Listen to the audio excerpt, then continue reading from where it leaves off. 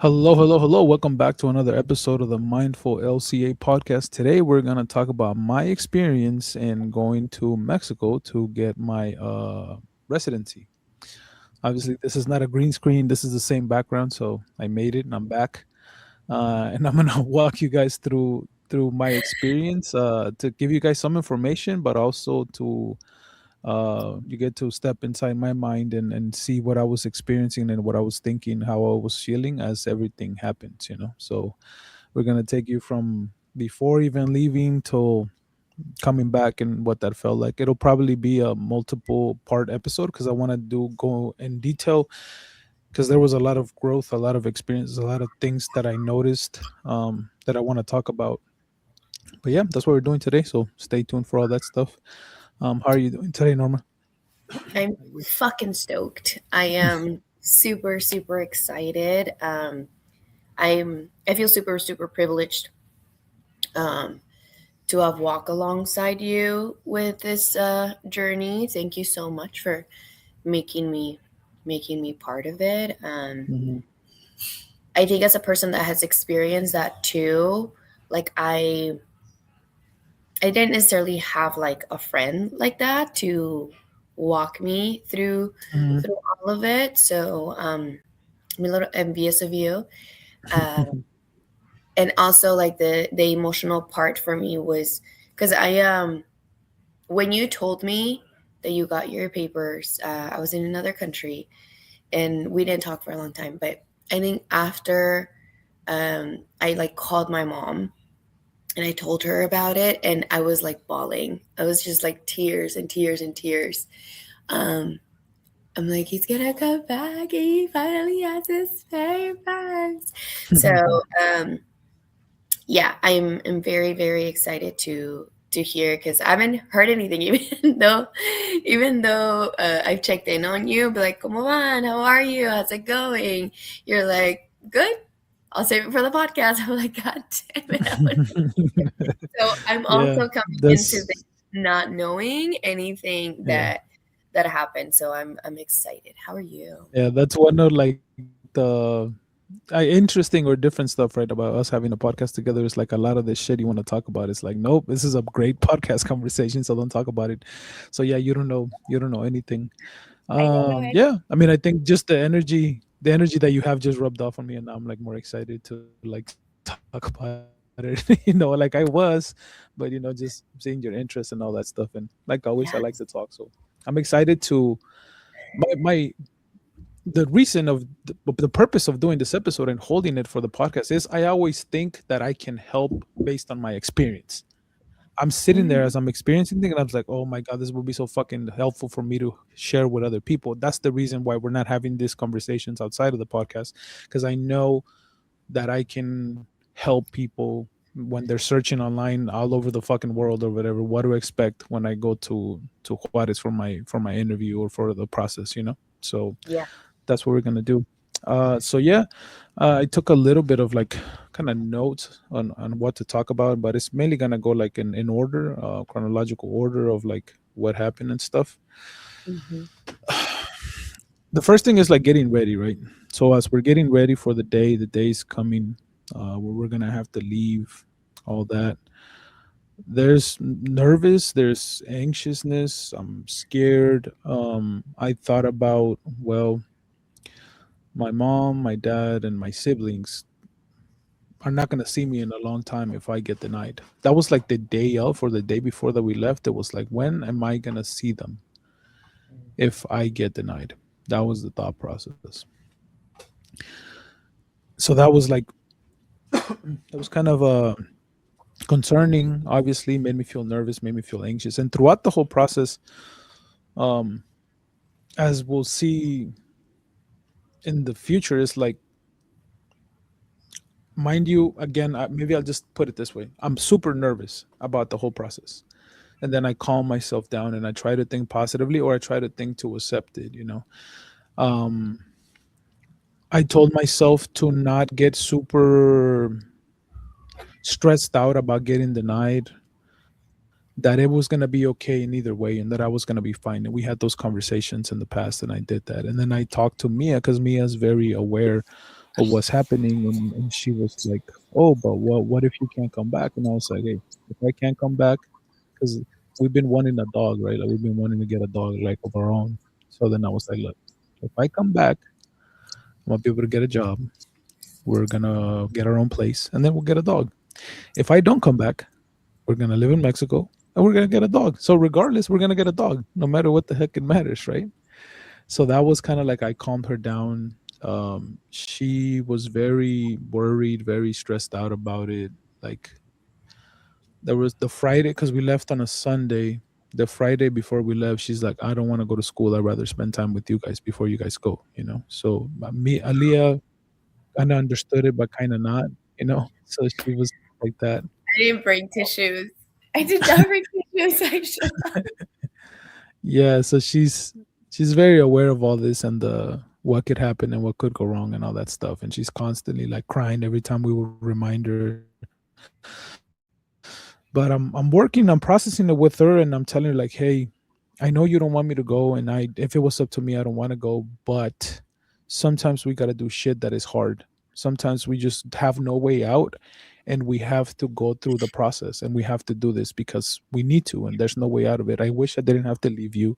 I wish you can go with us or all those things, but sometimes we need to do that stuff. And then once you do those things, you're going to see that you can do hard things. It'll be a way for you to learn that you can do hard things, and you can do things that you don't necessarily want to do, or that you're afraid of doing, or that um because well, we did have this conversation not in the podcast, but at some point we did call you, because like usually it would be me stressed the fuck out talking to my wife, telling her things, and then at some point we were both like super fucking scared. We were both like there, like I don't know, like I was like, I don't know what the fuck to do. I don't know how to help you because I'm fucking stressing out on my own, and you're stressing out about it.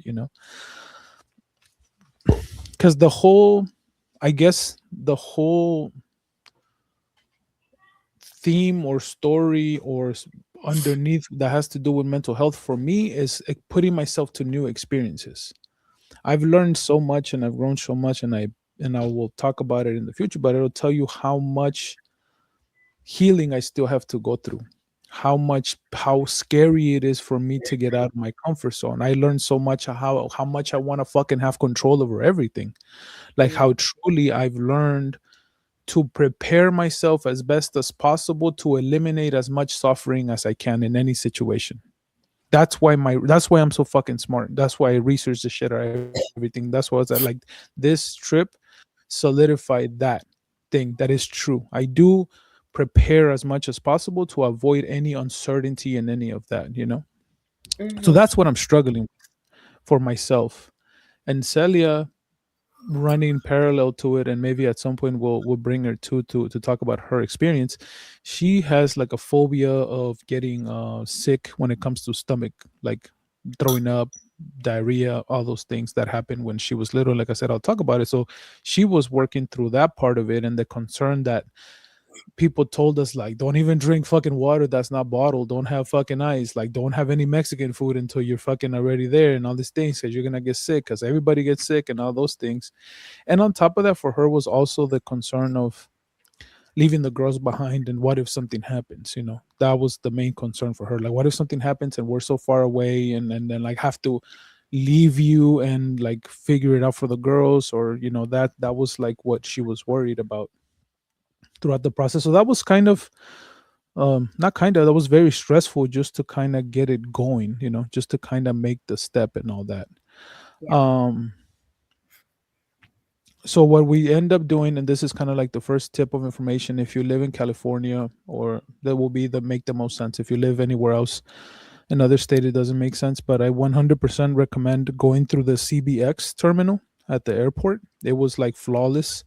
So the CBX terminal is in a terminal in the San Diego side that connects to Tijuana, where you are right at the airport. So you don't have to cross the border and then drive to the airport within Mexico. You actually are in the US and you get to the terminal, and on the other side of the terminal is the actual airport. So that makes it super easy, super fun. I think you pay $30 per person to be able to go through there. And then Celia, because she's not a Mexican citizen, she had to pay like $55. So that part of it, like that's what you have to pay to go through there. But it was within, as soon as my cousin dropped us off, we were literally at the gate within like 15 minutes, I want to say, Mhm. the whole Yeah, it's a process of that. very So I yeah. definitely recommend that you do that if you're gonna go through Mexico, because it is way cheaper. It was like a third of the price than going from LAX to El Paso was, that much more expensive than just going to Tijuana and from Tijuana to Juarez, right? Um, so back to like still getting on preparing to leave, we kind of built this idea or mentality that's for some reason something happens to the girls when we're gone, because something does happen and maybe we just blown it out of proportion on our mind, but the girl seems to always get sick. Something happens, they always get a fever or something like that, something happens. So that's what was someone of Celia's concern, to add to the stress of everything that everybody was feeling. And maybe, yeah, let me mention this. I feel like everybody was stressed the fuck out, but nobody has the tools to be able to share it. Mm, Nobody shared, I'm stressed the fuck out in my family. Like mm, everybody was keeping it like, oh yeah, congratulations, you'll be fine, this and that or whatever. But I'm sure everybody was shitting bricks, right? Like everybody on my side of the family and on Celia's side of the family. Because yeah. I can just tell, mainly because the lack of conversation about it. Mm, That mhm. was the thing, that is like mainly because of that. There's like people concerned about what the fuck is going on or what's gonna happen. So that was an observation that I made. It was like, oh, everybody kind of seemed to shut down and not talking about it as much, And I would just give information to Celia's dad and mom, like, oh, this is what I learned. This is what we're gonna find out. This is how it's gonna go in the process or whatever. But there was no, I'm scared. I'm concerned for you. I'm hopefully everything goes well. All that shit, like those things were not talked about. So on top of everybody being stressed the fuck out, Mia falls the day before from the second floor to the first floor through the stairs. And she's hysterically fucking crying. And I'm like, oh my fucking God. Like, Celia's dad was behind me because I fucking ran to the stairs as soon as I heard her. And Celia's dad is behind me, like, oh, just call 911 to make sure she's okay. Just call 911. But I was trying to mainly calm her down. And I can kind of tell already on her cry when it's a scared cry versus when it's a painful cry. Like, I can just tell already. Like, I can tell, like, Look uh, through being a good dad. yeah. Woo! So Celia's, when we would visit before we moved in here, Celia's mom would be like, oh, the girls are crying, something like that, and I'd just be like, she's fine. Like that's I can tell, like a painful cry, a scared cry, and a bullshit cry too. I can fucking tell all of them which ones are which ones is just, hey, get my sister in trouble because I'm crying or something like that. I see So through yeah, your bullshit. yeah. So we're already all nervous because this is the day before we had just gotten back from the store from buying our luggage and shit like that. And she falls, and obviously that adds a lot of stress. Like, I felt she was fine, nothing happened to her. I can tell, like I said, that it was more of a fear crying, but I had her like, can you move your head, can you move your back, like, can Mhm. you move your hands, can you move your feet, like, if you move your ankle, are you okay? So I was already stressed out like a motherfucker. Then that happens, and then I noticed like my body just went to like it just fucking like shut down like instantly. It was like super fucking tired, right? Like, just I could just feel it. Like the energy was just fucking gone, and I felt like I have like, I don't remember what it was, but I had like a pain like somewhere in my shoulders or my back or something, and it was just like overwhelmed already at that point after that. So, and they pick us up the next day. My cousins pick us up and take us, and on the way there, there's the fear. Like, I've never been to San Diego because it was like, oh, you might have to go through a checkpoint, or there might be this, or there might be that. And at least through the freeway that we took, there was nothing. Like, we literally drove up to the border literally, and there was nothing on the way there. So that was like, oh, it's not as crazy as they make it seem about, like, oh, you're gonna go to this checkpoint and all this stuff or whatever. And it was like beautiful. I was like a couple miles from where we live, maybe an hour into it. I told Seth, I was like, this is a really nice fucking area. It's just like mountains, green mountains, and houses and shit like that. So it was like, I was at that point, I'm already less stressed out because we kind of just took off already.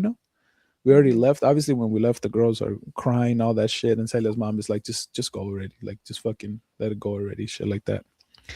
Um, and yeah, then we get to the CBX station, and they ask passport, the CBX ticket, and the boarding pass, and we're still in the U.S. side, and then we just go through a hallway, and there's a long ass fucking hallway, and we just walk into a hallway, and like I said, to have as much information as possible, I already know what it looked like. I already know where there was going to be a sign that says the U.S. and Mexico, shit like that.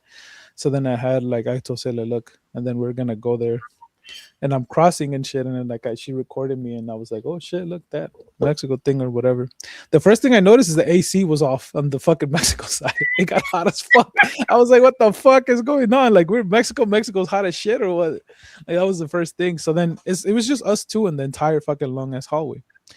So then we turn, and as we're turning already, I start like my fucking brain went to the Mexico flags on the shoulders of the security people. Like there were like the federal police or whatever it was, or just the TSA or whatever it was, just there.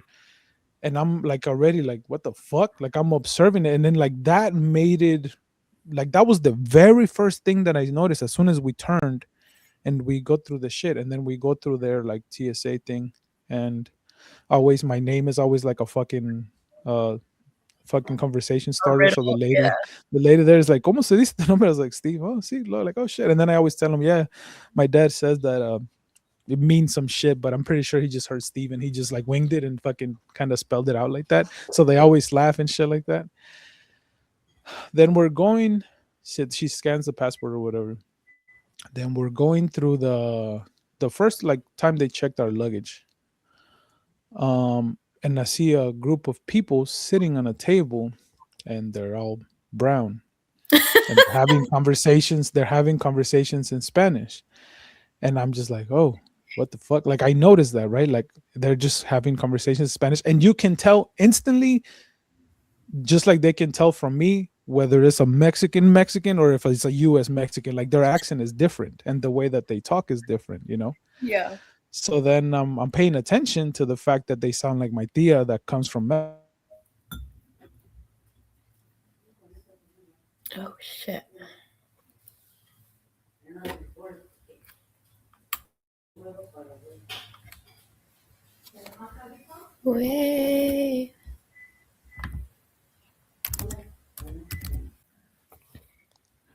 all right, and we're back. Sorry, we had a little bit of a internet issue happening here. Um, so yeah, that's the first thing I'm noticing, that them talking, because there was a table between the two things where you put your luggage, and then there was this like sliding door. So then we go through the sliding door after they check our luggage, and then we walk a little more, and then we're actually already at the airport, but it's like a separate entrance. We're not by, like, we haven't crossed the Mexican TSA, you can say. We're just Mhm. in the airport already. We just went through the immigration checkpoint. And I look to the right because we're trying to figure out like where the fuck do we go. And I look to the right and I see an Oxxo like right at the corner. So I was like, oh shit, like there's a fucking Oxxo right there, like right at the thing, right outside of the airport. So then I was like, we walked past where we were supposed to go to actually enter the airport through their checkpoint. So now go back and I asked the lady, like, oh, perdón, es like something, is it through here where we have to go through the thing and there's restaurants and like lounging? And she's like, oh, yeah, they go through here. So then we went there, we get checked. And this is when the first big conversation that if I was to have stopped there and turned around, my life already would be changed, right? If I was to just have crossed TSA and then come back. Because again, it was like I know there's light skinned Mexicans, dark skinned Mexicans, and super dark Mexicans, super white Mexicans, but it was just interesting. And I made the observation like these are all fucking brown. Like every single person on TSA, all the way through, or whatever they call it over there, was like dark, like a dark Mexican.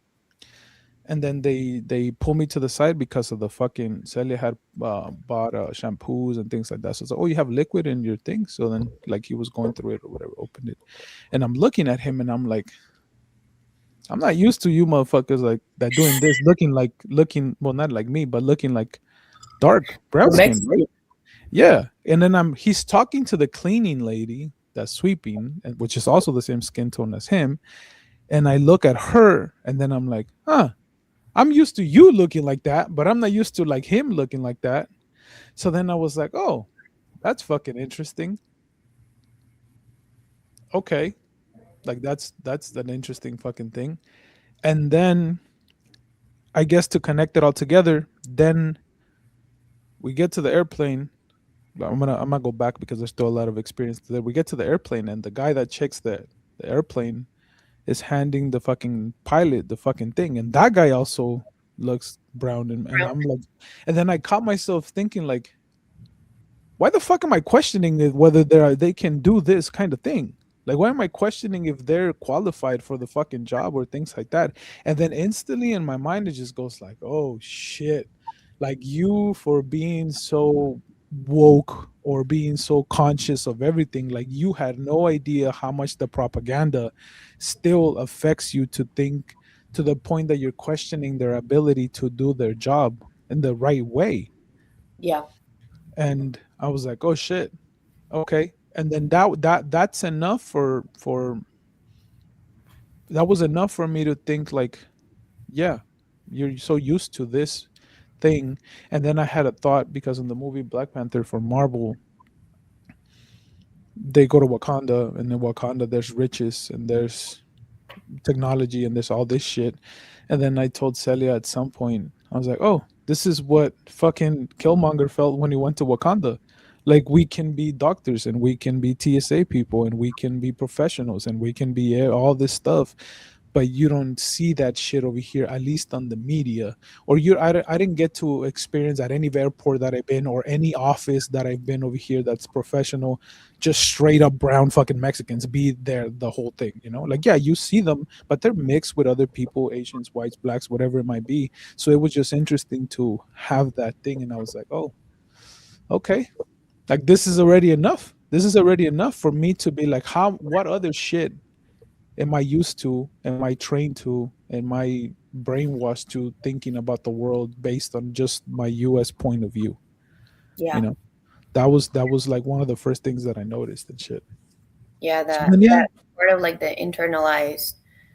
I don't know if racism would be the word, but more of like colorism, right? Of yeah, it's in order for somebody to be competent and to be able to do a hard job instead of the cleaning or the bottom of the barrel, if you will, then they have to somehow, some way be light skinned. Um, hmm, yeah, Because yeah. I don't So think then, I've I've ever had that experience. mm, I will say I do think I have talked shit about, like, specifically at the airport, um, of, I think, just customer service, especially fuck Bolaris.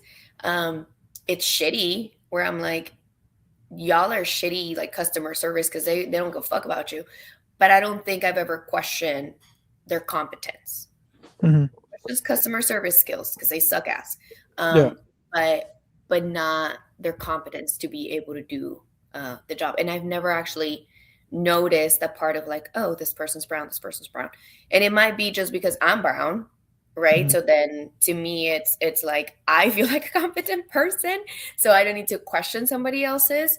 Um, yeah, but it might be different because you and Celia are pretty light skinned, so yeah, yeah, yeah. So that was that was the first thing, like I was telling you. Then we actually turned because we turned to the right after we they give us all of our shit back. And then it was like, oh, what the fuck? And then it was the thought that I made everybody laugh because I told this to everybody because we were super early because we thought it was gonna take longer. Then it was the shit that I made everybody was like, oh shit, everyone's Mexican in Mexico.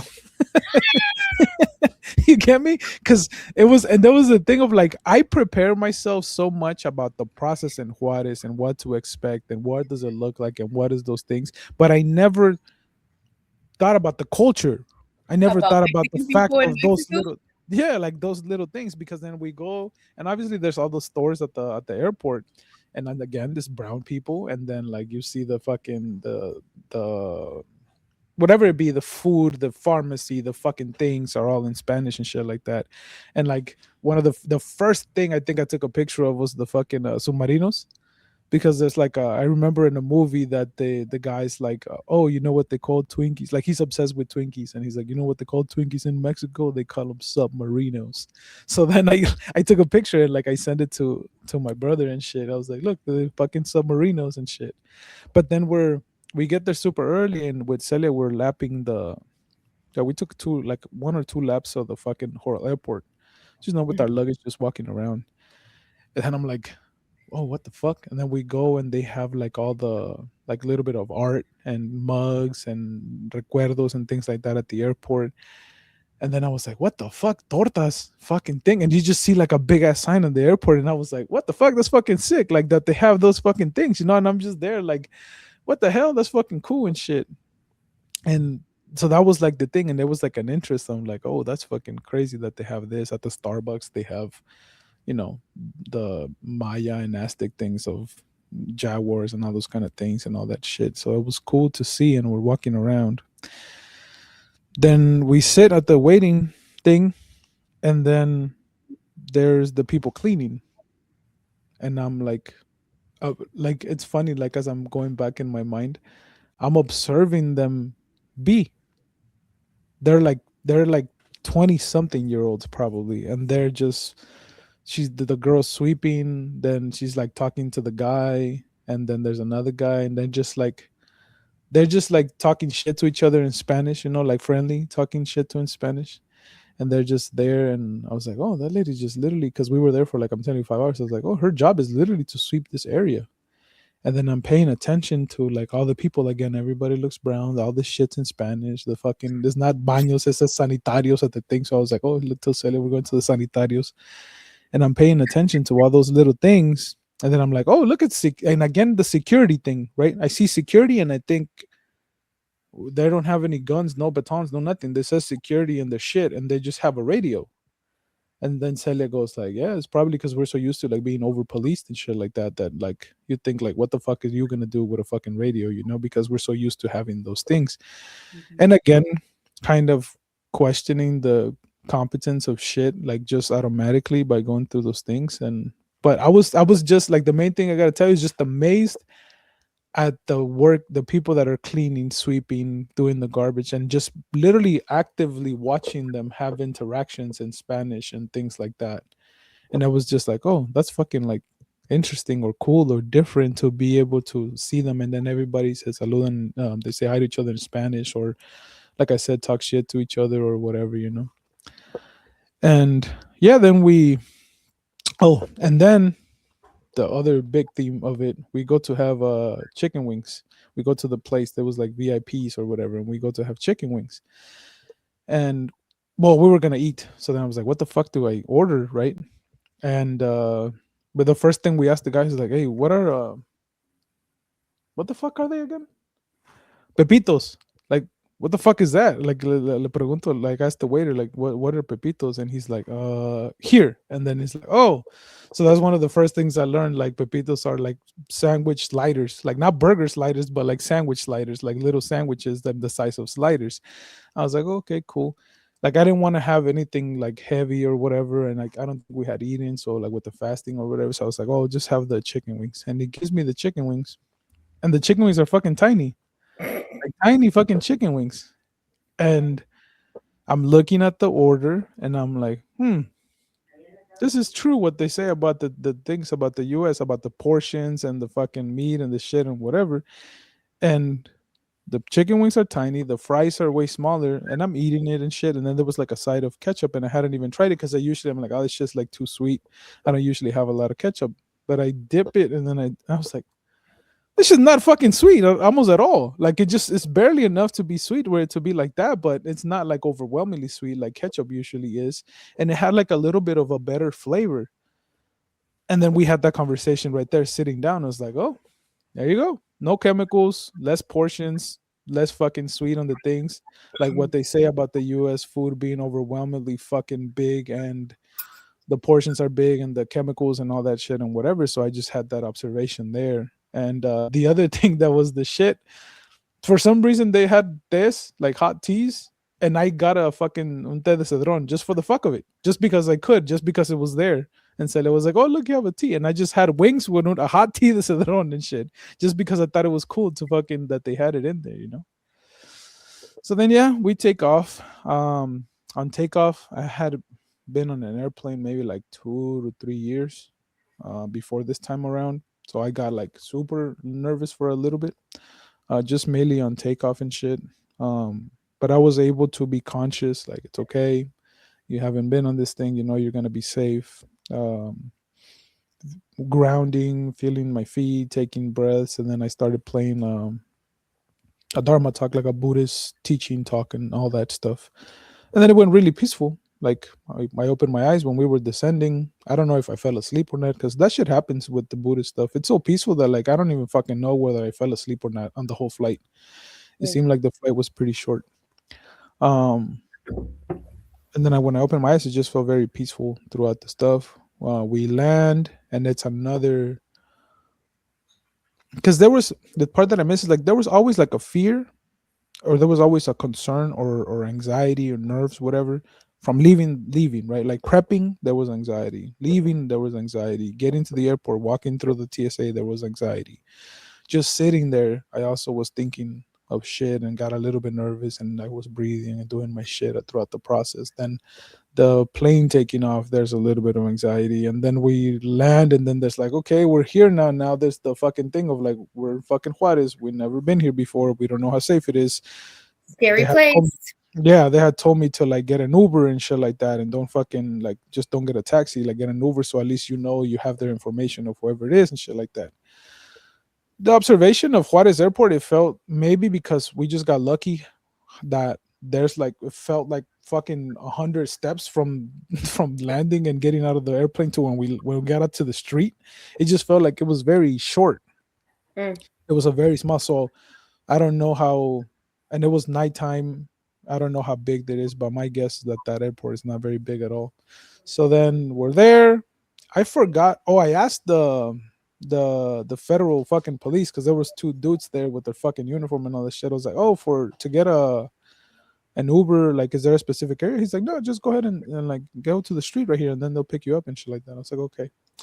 So we grab our shit, and we walk out, and they're offering taxis, and I told Sarah like, just get a taxi, fuck it. And she was like a little bit concerned, but we're like, yeah, fuck it, we'll just get a taxi. So then we just get on the fucking on a van and shit. And then there was another couple behind us, so they took both of us because we were going to a similar area. And I'm like, oh, okay, yeah, where are we going? We're going here, this and that. Okay. And then it takes like a couple of minutes because the other couple came in, and then he took off. And somehow to feel more safe, I just turned on Waze, and I used Waze to make sure that he was going wherever it was said he was going, and taking that route to make me feel a little bit safe. And then is the fucking heightened observation. And mind you, at this point I'm peaceful, right? So this is my learning experience that I said about my anxiety, my nerves, my nervous system, or whatever. Yeah, when I'm experiencing the world, there's no fucking anxiety. When I'm Mm. observing, when I'm doing something, when I'm there, there's like no fear. Sela was asking me like, okay, like out of 10, how are you feeling? And I was like, I don't know. Right now, I'm actually like a 2 or a 3. Like it's not bad at all and shit. But then we're driving, and it's through the big avenues or whatever, and then it's just like, holy shit, this looks fucking ghetto. Like this looks like beat down and shit like that. And it was a Sunday at like 9 p.m. So it's completely dead on the street. Like completely dead. There's a lot of cars, but there's barely any people, and the buildings look beat up, and then it's like that. So we're like, okay. And then we get to all the area in the hotels and shit like that. We get to our hotel, we check in, and we call people like, yeah, we already landed, shit like that, and whatever. And then it was just like, like another fucking relief of we did the next step. And then Celia, like, I remember we were laying down, and Celia's like, look, we're like, this is when this scaredy cat adventure thing started being a thing. She was like, look at us being scared as fuck, and like actually in here in Mexico, like doing this shit on our own. Like this is like crazy that we're fucking doing this shit. And I was like, yeah, that's fucking crazy. So then Um, and we just fell asleep or whatever. We were fucking tired. And then my mentality was like, nah, that shit looked too fucking ghetto. Like we ain't going out for shit. Like we're just gonna go to thing. There was a mall. So another little tip on what to do with the shit. There's hella hotels right next to the consulate. There's one where it's literally next door. You don't even fucking cross the street. So everything is literally right there. Um, the hotels are next to the consulate. Where you're gonna get your fingerprints is on the other side of the building, around the corner where there's another OXXO. That's where you get your fingerprints. And then going back to where the consulate is on the other side, right across the street, there's the two places where you get your physical. So everything's like right there. I think obviously booking the hotel as soon as you find out is the best to get the best rates. The hotel that we stayed at, it was like the cheaper one, but there's no complaints. Everything was super clean. Every time we stepped into the hallway, which is what, once a fucking day pretty much, to go do something, There was it a was cleaning always person. cleaning. They were always cleaning. And that's another observation, that the shit smelled natural. It didn't smell like chemicals. It smelled like fucking limon or some other shit that they were using to clean the shit, right? Like that's another thing that I noticed instantly. To fast forward, when we got back to El Paso and now we're at the El Paso airport, I smell fucking Clorox and chemicals right away. And that shit was not the same smell that they were using at the hotel for anything. It just smelled more like natural. It smelled like I'm telling you, more like lime or some other shit that it smelled different. Also, now that we're in that topic, the fucking colognes of the people there smells like similar to what the fuck they clean the shit with for most of those people. So it was like I'm able to tell. It was funny because we were able to like we play the game or whatever. Like, oh, they're kind of rude to you, or they don't respond, or they smell a certain way, or they dress a certain way. It's like Americans, like yeah, Americans. And this was our Mexicans, just based on the way that they smell, the way that they dress, or the mellow. Like we were able to tell that shit. So yeah, um, that was the hotel thing, and we're just now the first day we walk, and we're amazed at the mall, right? We're walk around the mall. There's a mall literally fucking the next building over. We stayed at is a big ass mall. That was a It's like the size of San Fran for me to put it to that way. So not that big, but it's still a decent sized fucking mall. And we're walking around and we're fucking experiencing the whole shit, looking at everything and all that, and like, oh, this, that, like the fucking tapiocas, the fact that there's gorditas and fucking tacos at the mall. You're like, what the fuck? Like that's crazy. That, and paying attention again to that. And the first day, well, I'll just have Celia talk about that shit. But we end up getting gorditas, and then it was like, oh, um, how many? There was like, I was another observation. They do a lot of family packs over there. Like they sell it to you as a bundle. It's not just like, oh, you want one or two or three or four or five. No, it's like, motherfucker, you get an order of shit. Like your order comes with three and a fucking drink. Like that's how you get it. They don't. You could get them like each of them, I guess, but the way they present it to you is not on singles. Even for tacos or even for anything else, is like by the order. Mm-hmm. So we get gorditas, and it was like a pack of like 12 because we were like, I don't know how many, if we're gonna come out again to eat, or I don't know how big they are or whatever. So we just get a pack of 12, and it comes with four sodas. And I'm like, oh, the lady's like, what kind of sodas do you want? I was like, oh man, let me get a Diet Coke or Coke Zero and shit like that. And she looked at me and she looks back like, you mean Coca Light? And I was like, oh yeah, Coca Light or whatever. So I was like, oh, they call that shit light over here. Now I know for fucking next time. So we got Coca Light and shit. And we just eat it or whatever. Then I'm paying attention to the sign on the food that says like X's sodium and X's whatever the fuck on the drinks and all that shit. So I was like, oh, that's interesting. And then another observation about the food on that, right? So yeah. Then the next day we were like, let's go see where everything is again, so that I know exactly where I have to go on Tuesday to get my fingerprints or whatever. And then I go and we walk around and we walk to the Oxxo and we just bought like shit just out of like joy that we walked into the fucking Oxxo and shit. And we're looking for like, because we had it was a suite. So they had like a kitchen too, right? Like you can actually cook like electric stovetop shit or whatever. So we were like, what the fuck are the eggs? And we're like looking in the fridge and shit like that. I was like, what the fuck? Oh, yeah, that's right. Fucking Mexican eggs don't require refrigeration. They're just in the middle next to the bread and shit. So we're like, oh, another fucking thing with the food. I was like, oh, yeah, that's right. And then we Mm-hmm. uh, the fucking some ruffles that Celia picked, that it was like three kinds of ruffles. Oh, the ones that you changed your life. Yeah. There was cheese, like salsa negra, and the like hot Cheeto ones. And that was like the first amazed the first like 2, 3 days of that shit. I was like, what the fuck is this? This is hella good. Like, there's no salsa negra fucking ruffles over there. And they were just amazing. Again, paying attention to the labels are there, right? Hmm. And maybe because I've talked about the food so much that I'll make this big observation and argument that I'm making. Because I talked to my compadre about it too, and I was like, this is such a small thing to be able to have big black fucking labels in the food that says it. Because it's a hexagon, I believe, and it literally says clearly excess of carbs, excess of sodium, excess of calories, excess of sugar, whatever, it's there. That thing, when I analyzed it and I paid attention to it, tells me so much about the difference in the countries. Because I cannot fucking imagine there is a chance in hell Coca Cola is going to allow the United States government to put excess sugar, excess carbs, excess shit on your food. They're never going to fucking allow that shit to happen. Also, I noticed that the cereal thing, right? The cereal, you're not allowed to have cartoons in cereal because they don't want you fucking catering to kids. So they don't allow that shit. So there's no Tony the Tiger in the fucking Frosted Flakes over there. It's just the fucking name and the same colors and all that shit, but there's no cartoons or there's no anything like that. Yeah, they recently changed that. I think like there was some controversy around it because Mexican people can be we can be con nada nos dan gusto type of thing. Yeah. But I think just like Mexican humans were, I can't tell you exactly what they were complaining about, but like even those labels that to you they're they make like a big difference, but for Mexican people, I think they were, what they were fighting for was for companies to actually like not put those things like to make the actual food better. Mhm.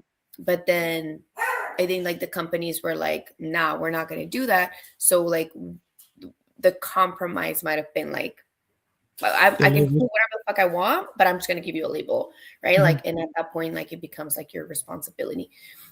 So I think like there was some controversy around Yeah. the actual process of At that. the same time, the fucking Frosted Flakes were not a sweet.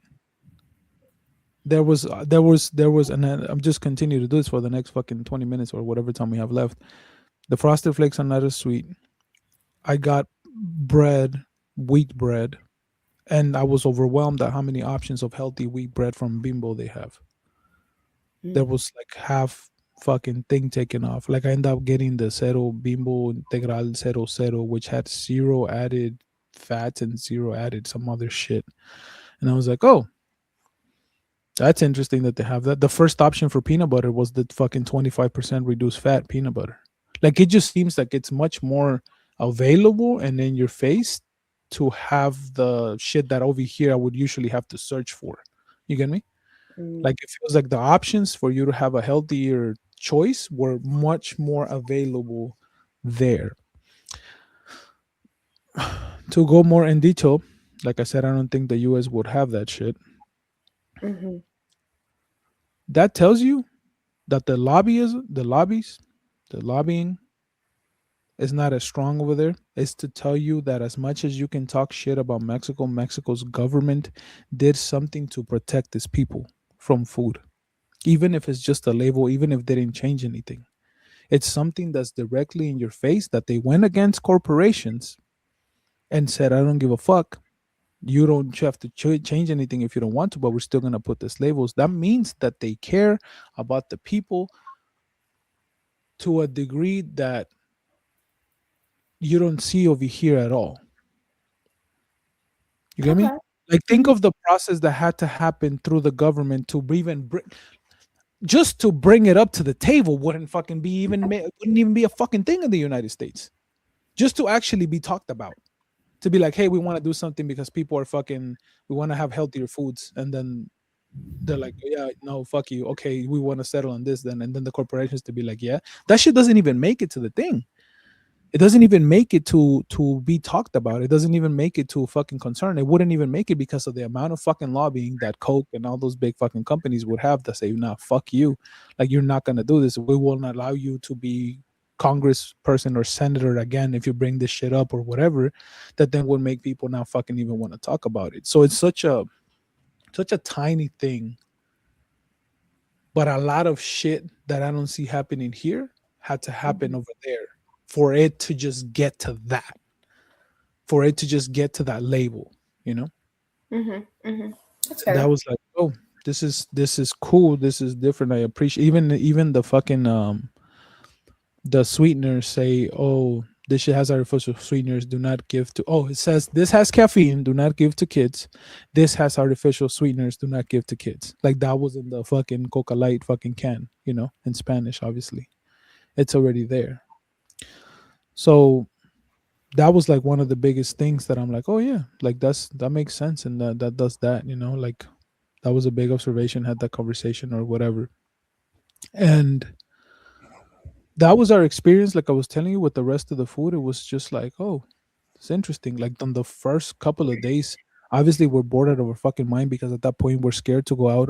Like we literally would go out to the mall one time and lap it, or we would walk to the Oxxo and come back. Like we just got out like once a day and spend like about 30 minutes to an hour doing something. Like we would go to fucking get coffee or to get a boba or some shit or whatever, because then I figured it would be easier to just order food. So then I'm excited that, like, oh look, I'm ordering from Soriana and shit like that. Like I'm ordering from those fucking places, and it was like, oh, look at this food and this and that, and the ham is different and the fucking bread is different and it tastes like this. The only thing that I tell people that I didn't like for shit was the fucking weenies. They had a fucked up texture. Like I fucking it was just tasted weird, and it had like a fucked up texture where it was much more softer than I'm used to, and it was much more pasty. And I'm like, oh, that means it doesn't have all the fucking chemicals and all this shit and all the things that they put in the U.S. So I'm just like, I fucking had like one, and then I was like, and we literally threw it out like towards the when we moved hotel rooms and shit like that. Um, but yeah, so at that point still just getting nervous, preparing for the fingerprints. What's it gonna go through? Where do I go? What's it gonna look like? Shit like that. Asking the guards, because there's guards there every day, asking like, oh, what time do you think I should line up for my interview? And they're like, 15, 20 minutes before. Okay. But still not trusting them fully. I would ask the next set of guards down the block, hey, what time do you think I should line up for the shit and this and that? Okay. Hey, where is this, where is that, and all that shit. And to to wrap it up for this part of it, the hospitality was above and beyond. I don't have any complaints other than one person that was just a bitch at the fucking at the shit where I picked up my papers already. That was just yelling at people and like, oh fucking this and that. And I was like, hey, fucking chill, homegirl. But at the hotel, at the fingerprint spot, at the physical, even within the consulate and the interview, it was just top notch customer service all the way across. Now, I'm not sure if that's just how it goes everywhere, or if it's because they know you're dealing with fucking Americans fucking coming there and then going through that shit and the contracts that they have and the expectations and the shit like that. I don't know which way it is, but it was an overwhelming amount of like friendliness and just great customer service all the way across. That it wasn't like super, because I was expecting the DMV right at the places that I went to. I was like, yeah, fuck, no, you don't have this shit, yeah, you fucked or whatever. I was expected to get treated like that, and I didn't have that at all. Like, and I didn't observe any of that other than that one time that I'm telling you. So I was just paying attention to all those little things, to all that. And I think for the next episode, then I'll go through the process of what actually happened and more actual tips on how to get through there and all that. Um, but still, on the mental health side of the things, again, is like, oh, we did it. And then there's the stress of something else. And then you take a deep breath again. And then you're like, oh, fuck, okay, this is done. And then you go through that shit again, it's done. And to give you guys a little bit of a teaser of what go next, I did observe and I felt bad for the amount of pain and suffering that hundreds of people are going through waiting for their loved ones to get out of their appointments. Like, just imagine, because they don't let you line up. Only the people that are going get to line up, and then there's like a different section separated by like maybe 50 feet that you can start waiting for people there. And then there's the bridge, and the bridge is full. So there's people, the area completely packed, and the bridge is getting packed and pretty packed on most of the time. And I couldn't help myself but think like, God damn, the amount of fucking trauma and stress that everybody to, like I was telling Celia, and like I was telling Luis, I was like, I just wanted to have conversations. Like I want to talk about shit and everything, but everybody was stressed the fuck out, and like nobody trusts nobody, and then you're told all this fucking propaganda of like Mexico's a fucking dump and don't trust anybody, and like they're gonna try to take your papers and don't eat the fucking food and don't eat this and all that, because I'm pretty sure for most of the people there, it has been a long time since they fucking been through Mexico, So then I was thinking about that as I see people there waiting, and like, the amount of stress and people praying and people crying and people fucking having the relief, and families like waiting, like there was a lady with a stroller, and the guy walking in front of me like goes straight through her, and they're fucking straight up like sobbing and shit like that or whatever, after I guess he got approved. So then you just see all those things, and I was like, God damn it, there's a stupid ass amount of stress happening for what it seems like such a silly shit. Because I'll talk about the tour, and we went to the border, and I'm like, this is fucking retarded. Like, it's literally, how do you completely divide the world by this fucking wall right here and say, oh, you, it's so stupid to be like, oh, from here this way, like you can do this, but from here this way, you can't do that shit. It's just so, it's just so fucking dumb in that way. But yeah, we'll talk about that. We'll talk about the tour and how life changing and perspective shifting the tour was. Also the process and what to expect and how I went through and what was going, and surprisingly how calm I was and all those things. And then the observation with Celia about, oh, we can do hard shit, and we can travel, and we can show up to another part of the world on our own fucking scared. And if they would have told us that you had a choice to go there, or you could pay fucking $10,000 to not go there, like we would have paid the 10,000 to not go there if it was a choice, you get me?